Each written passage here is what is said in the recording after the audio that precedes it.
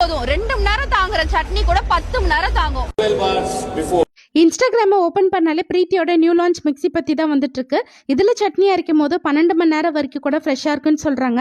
அதுக்குள்ளே ஒரு அன்பாக்சிங் பார்த்துடலாம். 2 கலர் அவைலபிள் இருக்குது. ஒன்று எல்லோ கலர், இன்னொன்று ப்ளூ வித் பிளாக் கலர்.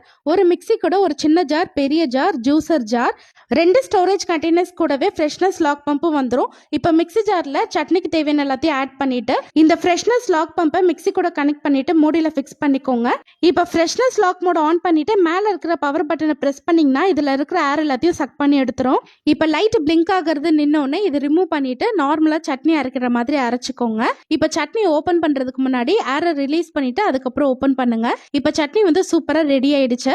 சட்னியை ஸ்டோர் பண்ணுறதுக்கு கண்டெய்னர் அவங்களே கொடுத்துருவாங்க.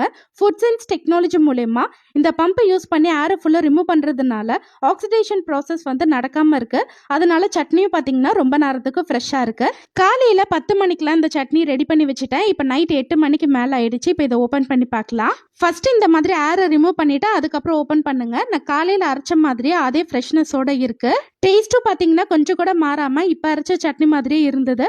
இனிமேல் பிரீத்திக்கு நானும் கேரண்டி.